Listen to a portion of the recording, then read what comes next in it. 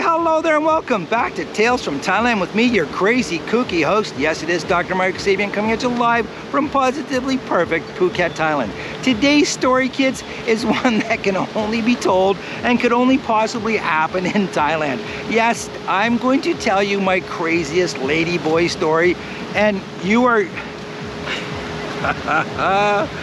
Listen, this one is just nuts, okay? So, when I first came to Thailand, I honestly had no idea that Phuket was like this. I didn't realize it was this crazy cesspool of sex, and, you know, I just wanted a tropical island getaway while I was waiting to move to a different place. COVID came and I got locked down here, and well, the rest is history.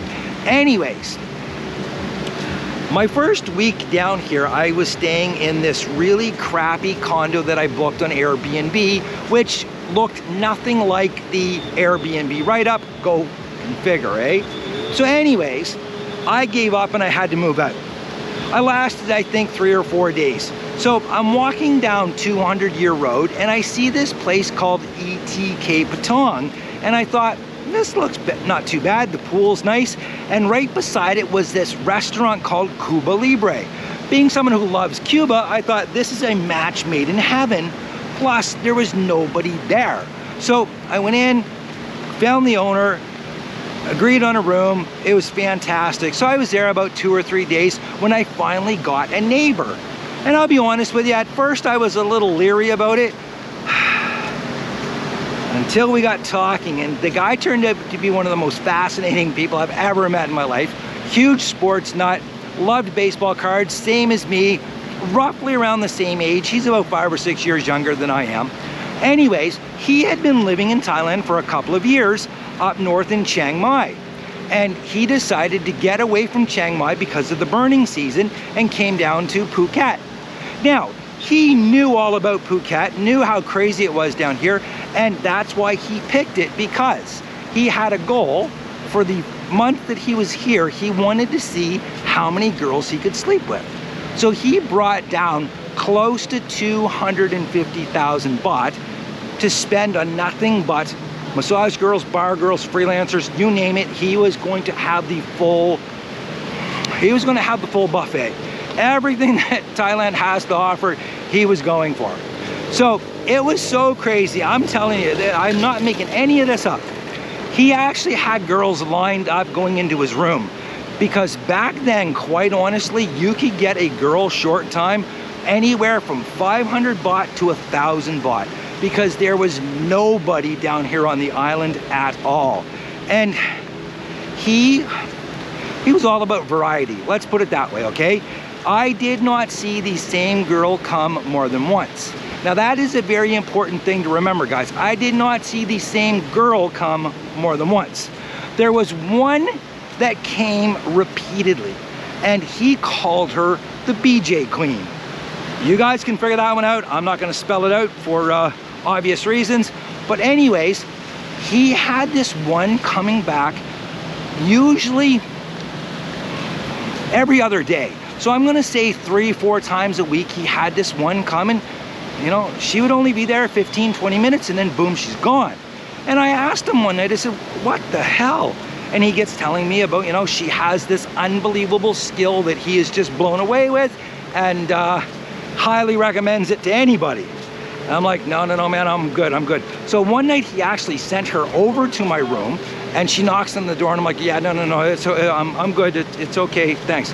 So anyways, a couple of days go by and we have another Canadian move in right beside us. So there's 3 of us right in a row, 75 rooms to this hotel, and they stick us all right side by side.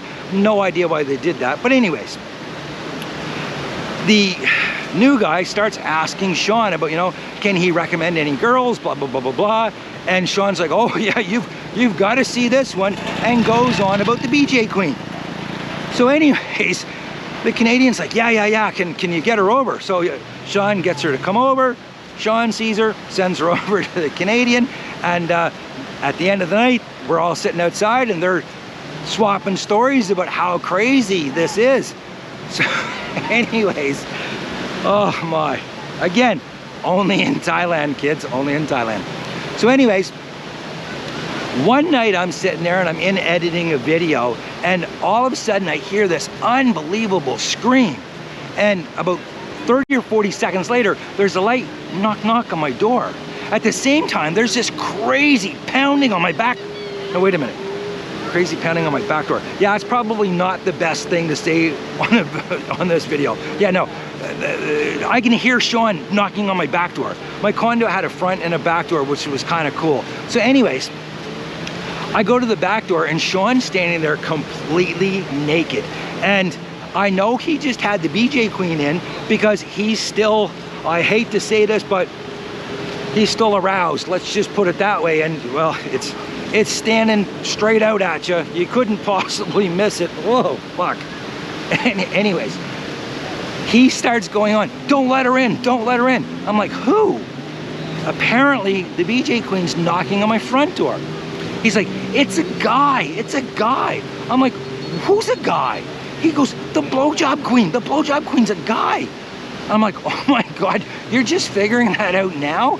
See, once in a while, she would stop at my place, sit down and talk to me while she was waiting for one of the other girls to leave Sean's room. And I had figured out a long time ago that it was a ladyboy. I just assumed these guys knew. Oh, they had no idea. At least Sean had no idea. Now Sean is sitting there and he's scared shitless to tell the Canadian, because the Canadian is a huge guy. One of those guys that goes to the gym all the time, you know, he's fully buff. We're sitting there and I'm like, dude, you gotta tell him. Like, you have to tell him. I mean, if he doesn't know, holy shit. So anyways, the Canadian guy comes home. I can't remember where he was, but anyways, he gets back and we're sitting there and Sean comes over and he opens him up a beer and hands it to him, and the Canadian thought that was kind of weird, and Sean sat pretty far away from him and he goes, man, I got to tell you something. And the Canadian's like, what? And he's like, our queen is not a queen. And the Canadian guy goes, I know that. Didn't you know that? The Canadian knew. Sean had no idea. Anyways, long story short, they had her come back over about 5 or 6 times each, even when they both knew that she was, yeah, a he. That's my favorite ladyboy story here. And again, only in Thailand would that happen, where you set your mate up with a girl who you think's a girl and it's not, and he doesn't get upset. He actually treats you to a second round with her. Oh God, yeah. Only in Thailand, kids. Only in Thailand. Now, along with that story, while we're confessing things, I have a confession to make. A lot of people still don't know this. I understand it's a little confusing. Guys, I am not a doctor, okay? I know I call myself Dr. Mark Sabian, and there's several reasons for that. So let's grab a beer and let me confess to you as to why I call myself Dr. Mark Sabian.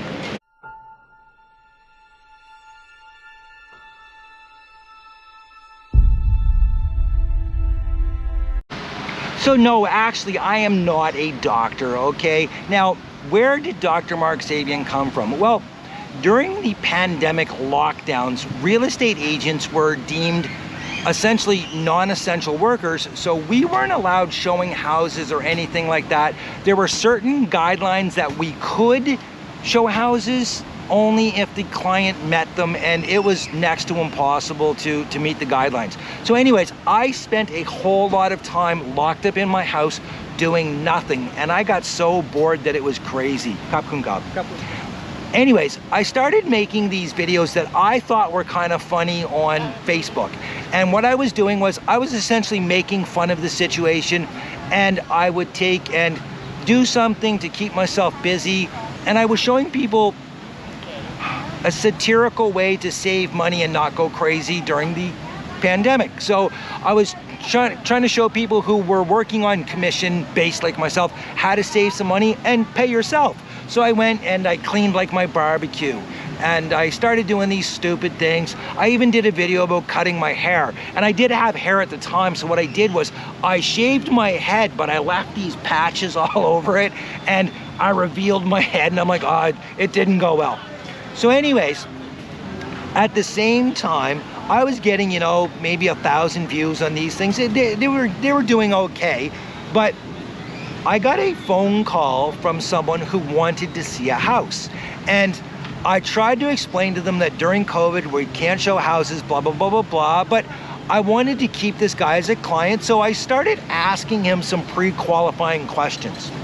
What I mean by that is I asked him simple things about where does he work, you know, blah, blah, blah, blah, blah. And as it turns out, he didn't work. He never had a job in his life. He had absolutely zero credit, and he still wanted to see a house. So I explained to him, listen, you know what, I'm sorry, maybe after COVID, I'll be able to show you guys a house or something like that, but right now I really can't. So I went on and I did a video about how crazy it was that someone who's never had a job, no prospect of ever owning a house, would actually want to look at houses during COVID.